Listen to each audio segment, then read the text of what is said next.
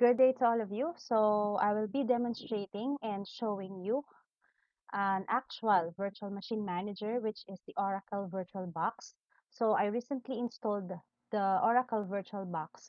So for me to demonstrate, of course, so what does the interface of VirtualBox? So let's open the app. Okay, VirtualBox.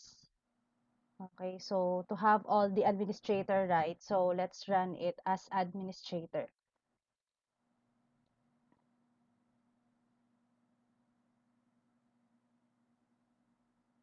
Okay, let's wait again to load the program in memory.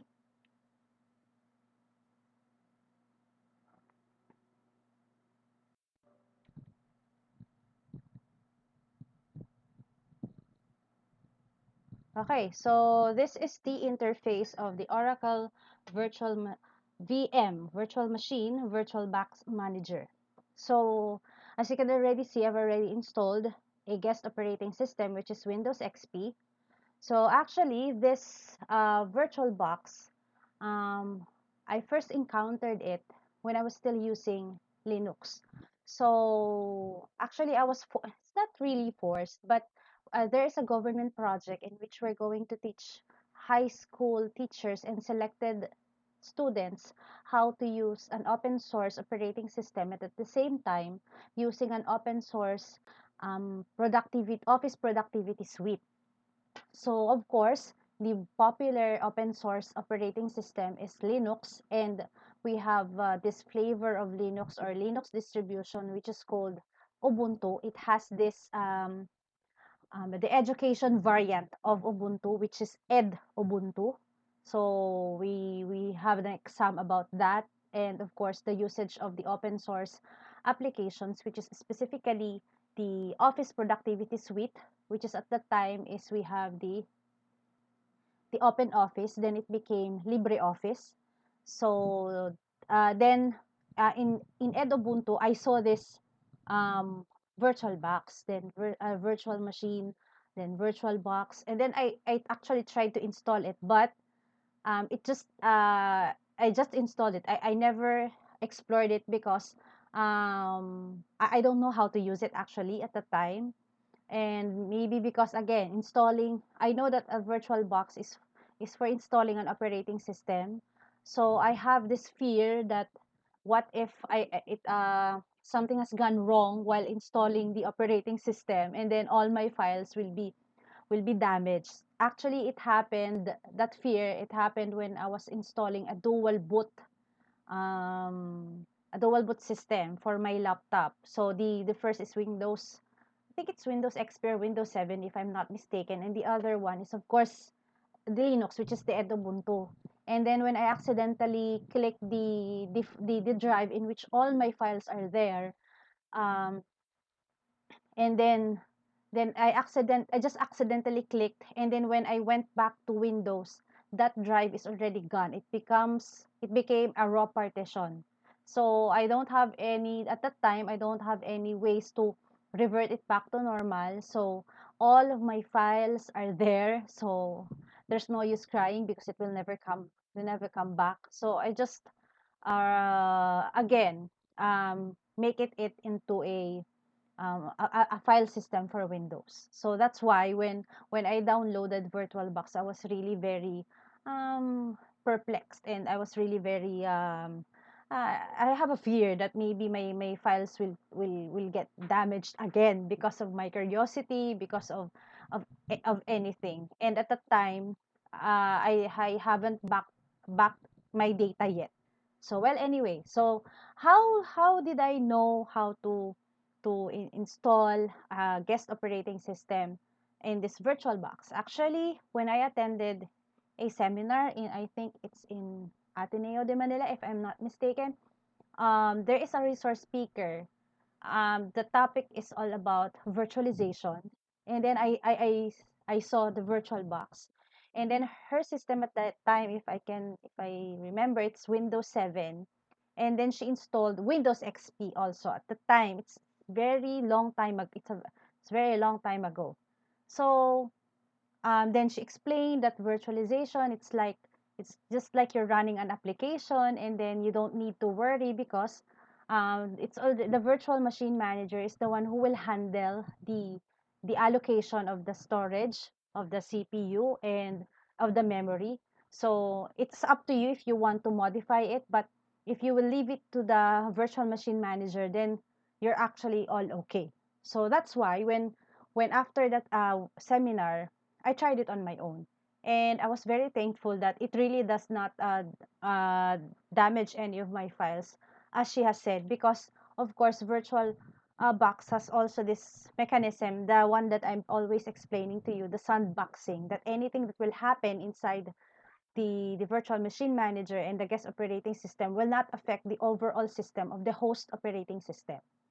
So because of that, at that at when the first attempt that I will use VirtualBox is that my laptop does not support the virtualization. The CPU does not support. But when I already had the uh, uh, newer laptop at that time, that's when I tried, of course, again installing Ubuntu because I'm so familiar with that. And another one, I also tried to install Mac OS, and then now, of course, for demonstration, I installed the VirtualBox, and at the same time, I installed Windows XP. It is freshly installed. It was just installed in the morning. Okay. So actually, we have the menu for, so let's go to the interface of the VirtualBox, the virtual machine manager. So we have file, machine, and help. Actually, you don't need to explore file, machine, help menus because the one that's important here is the new, because that's you're going to set up your virtual machine or your guest operating system. But just let's take a look. Actually, these tools, it is actually new. In the older versions of VirtualBox, it's not available in here. So we have preferences. So actually, you'll not have any problem if you're going to modify it or leave it as it is. Okay, because I never modified any of it actually. Okay, so these are the preferences for general input, update, language, display, network, and then extensions and proxy. But again, you'll not have a problem even though you leave it at as default. It's default configuration. And then we have import appliance. Actually, appliance is a virtual machine image. I never also explored it because, of course, your virtual machine or the guest operating system will work even without this appliance. And then new cloud VM. Then we have the virtual media manager. So the virtual media manager is your virtual, it's like your virtual hard disk drive. So later on, I'll discuss why it's 10 gig. Okay. So, and then the host network manager, of course, they're using the VirtualBox host only Ethernet adapter. So let's just see if it's working when I open Windows XP. And then we have the network operations manager. So unfortunately, we don't have any active network operations. And then if there's an update, reset all warnings. Actually, in my installation for Windows XP, there are no warnings. And then for the machine, so just the same. We have the new and then add a guest operating system or a virtual machine. And then, of course, the help, the contents, the website of VirtualBox, the bug tracker, forums, the website, and of course, about VirtualBox. So actually, the important thing here is the icons new when you first start using the VirtualBox. So let's see with the settings. Actually, the settings will pertain to the guest operating systems here because this is the one that is selected. So let's just click settings. Okay, so in general, so actually when you're going to start to install a guest operating system, of course you have to know the name of the operating system. So good thing about VirtualBox is that if you type the name, it will already suggest it is a Windows and of course Windows XP because you can select here all the versions of Windows XP. But of course, if you're going to start a new virtual machine, of course, this is all about Windows. But in the beginning, you will have almost all of the distributions that can be simulated or to be virtualized here in VirtualBox. So of course, you have to know that what is it? Is it a 64 or 32-bit? But in terms of Windows XP, I am sure that it's 32-bit because it's already an old version. So actually, the Windows XP 64-bit, it is rare. It's very rare at the time to have a 64-bit. And of course, the system at that time, the computer system at that time is always 32-bit. So you have to identify. So that's why it's 32-bit. And then for the advanced, so I never changed any settings here. It's already as by default by the VirtualBox. And then the description, data encryption. So I don't think I need disk encryption at this time because I'm only just demonstrating the installation for this virtual box, the guest operating system. Okay, next is we have the system for the motherboard. So the boot order, of course, because it's Windows XP. So actually, you can include floppy, but since you already know that, actually, I used the installation here is I used a CD-ROM. So that's why the boot order is optical and then the hard disk. So of course, for you to, you can change it if you want to, but I'm already okay with this setup, especially if you're going to install first an operating system inside VirtualBox, it is safe that the boot order is an optical disk drive. And then chipset is PII X3, so I never um, modified it or customized it, but there are other options. And then pointing device, but this is actually the default at when I started installing Windows XP. And then I just checked this enable IOA IPC. So actually, what I'm telling you is you have to read. You have to know how to read because there is already like a help in which there's a description for this because of course it's a technical term for operating system. So if you hover the mouse pointer here, so when checked, the virtual machine will support the input-output AIPC, which may slightly decrease performance. So note, don't disable this feature after having installed a Windows guest operating system because prior to installation, I've already checked it. So there is a warning that you can't disable it anymore. And then hardware clock in UTC time. So when checked, the RTC device will report the time in UTC, otherwise in local host time. Unix usually expects the hardware clock to be set to UTC. Okay, so for this one is we have this there are instances that you have a wrong time zone. So I already checked it, but you can I can uncheck or put a check mark here.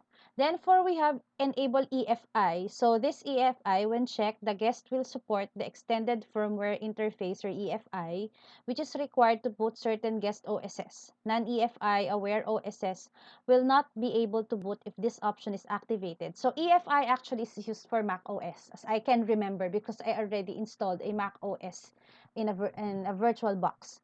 So the memory here is we have 192 MB. Yeah, I actually this is already suggested by the virtual machine manager. I did not change it because again, it's for demonstration purposes, and of course, it's just Windows XP. Does not need as big as memory because there is also a limit of the maximum memory that it can use. So 192, it's already okay. It's already running smoothly.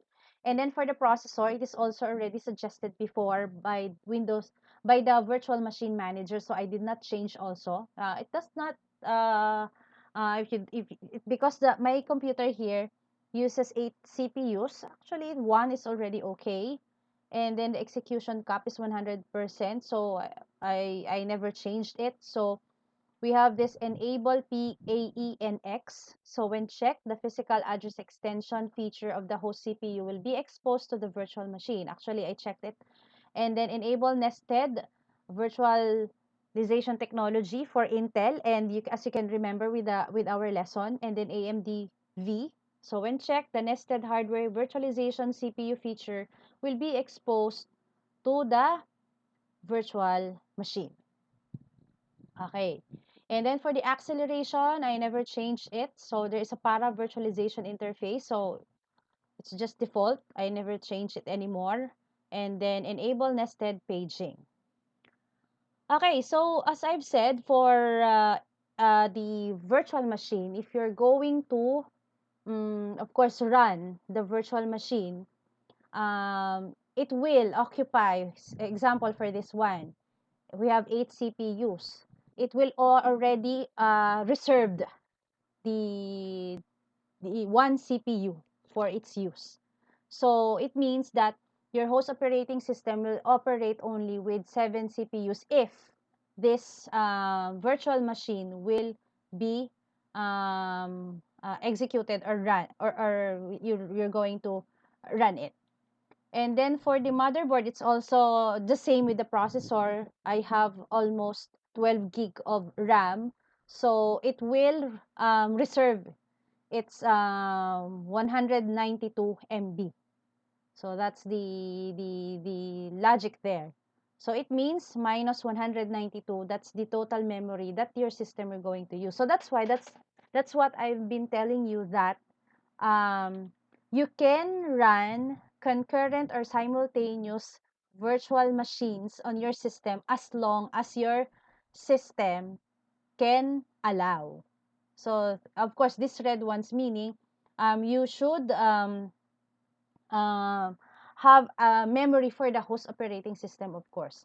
Do not leave it with a very small memory or number of CPUs. So that's why we can see here that we have 8 CPUs, but the allowable number of CPUs that can be allocated for the virtual machine is, we have, okay, 1, 2, 3, 4 maximum. And then red is already a warning that you should leave at least 4 CPUs for the host operating system. So this is also the maximum here is what?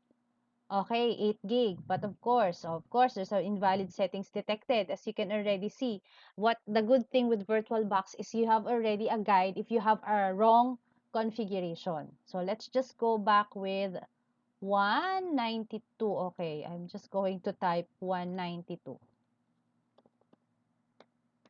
Okay, 192.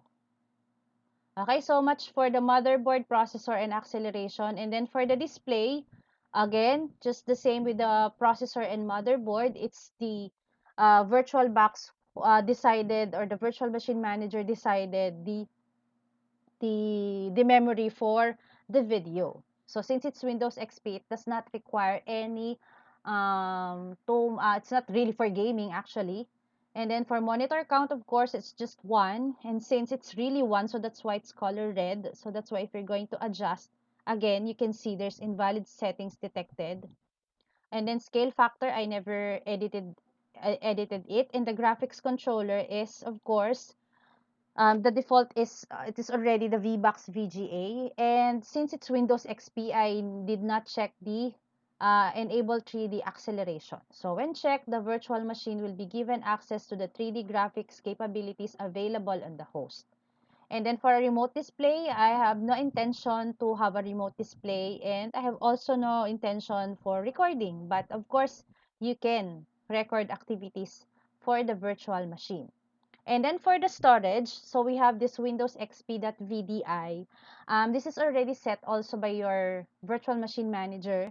So since it's Windows XP, at least the virtual machine manager knows what is the minimum space that Windows XP needs. Actually, it's 10 gig. So that's why it's here. So um, but it only use 1.86 gig. So, and then there's a setting, dynamically allocate the size. So it means that, for example, your actual size exceeds the virtual size. So the virtual size will be adjusted depending on the actual size. So it meaning that even though we have a virtual size of 10 gig, it only occupies actually 1.86 gig because it is a freshly installed. I haven't installed anything actually. It's just for demonstration purposes. So that's the detail is dynamically allocated storage. As I've said, that for example, it exceeds 10 gig, it will adjust based on the actual size. If it's already 12 gig, then the virtual size will change from 10 gig to 12 gig. And then we have the host drive E. So actually you can add here the new storage controller, but this is already the default. This is the one that I've used. Of course, this is a CD-ROM, as you can see. This is where I put the CD. Actually, it is connected with my drive E. Drive E here is my optical disk drive. So you can choose here. So actually, that's already it. So if you knew that your medium for installation is a hard disk drive. Okay, next is we have the audio. So enable audio. So I don't know, I don't think you can hear the sounds, but this is already working for Windows XP. For this video, I think you cannot will not hear the sound. And then for the network, so it also has a network adapter. So it is attached to NAT, which is the network address translation. And then we have also advanced, but I did not modified it anymore because actually it's working. And then for the serial ports, if you're going to enable serial ports, let's go back with network. So it has, you can have 4 adapters. Okay, so for serial ports, you can have 4 ports, but I did not enable it. Then for USB, it can also detect a USB if you want to, but it's okay if not. And then for shared folders, you can access this folder if you're inside the guest operating system. But actually, I don't know why it's working. It's not working actually for Windows XP. Maybe there's a little configuration, but well then anyway, again, this video is just for demonstration for the installation. And of course, the user interface, I never, of course, modified it, this portion. So let's just click OK. And then, so this is this all the settings actually. What you've seen here in the settings, these are all listed or enumerated here. And then we have this Windows XP. Of course, it's turned off, so that's why it's a black screen and its name. So let's start. You can write it, right click, or you can double click for it to start. Again, let's wait for it to load. Okay, so there's a message. You have the auto capture keyboard option turned on. This will cause the virtual machine to automatically capture. So, of course, what good thing about here is that in the earlier versions of VirtualBox, there are guest operating system that do not auto capture the mouse. So it's really very difficult, but good thing because of the updates, so it's already easier. So you can already see the okay, that's the message. So there's also mouse pointer integration. So that's here. Okay. So it's already working, our Windows XP. Okay, of course, you didn't hear the sound. Okay, so this is already our Windows XP, but before we go, of course, to the interface, I don't know if you're familiar with Windows XP. So as you can see, it's like just another application because it's like it's in a window. Okay, and then if you're going to full screen, of course, because this is the screen resolution of my Windows XP. Okay, but you can change the view, but the problem here is that it's not that I don't want to change the view, it's just because of there's you have to remember some some keystrokes or key combinations to return to this window. So it's for me it's easier to return from the host operating system. So let's just cancel. So okay, we have the following icons here. So this is the icon for the hard drive. So that's why we have the IDE.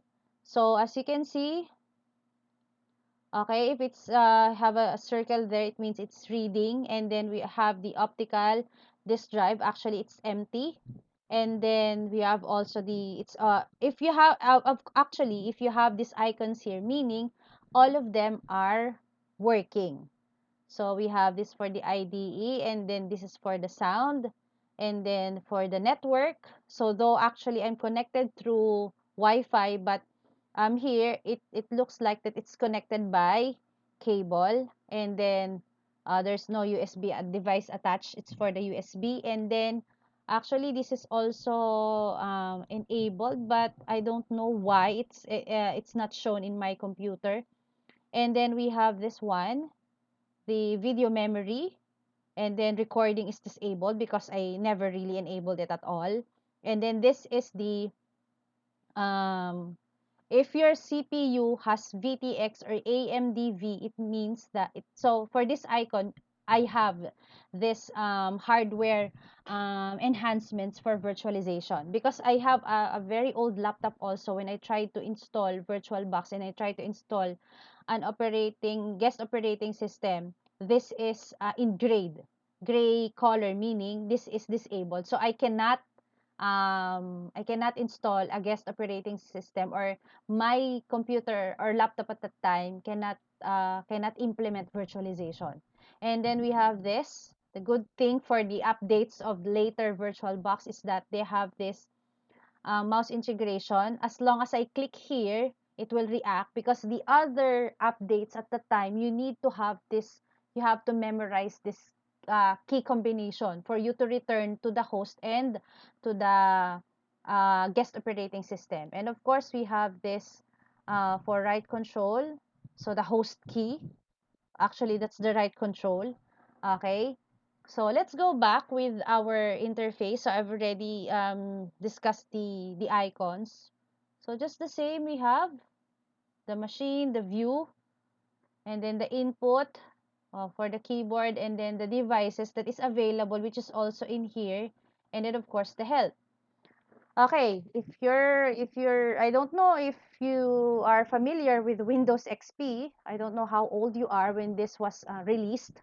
So that's for this interface for the my computer is I just really wondering why is the shared folder is not appearing here, because this is the drive C, which is the Windows XP.VDI. Okay. Okay, so of course it's freshly installed, so there is nothing you can see here. But in the virtual machine manager, you can see the preview of what you're doing. You can already see. And then let's try opening if it will connect to the internet. Okay, actually it can connect to the internet. You can also type a website.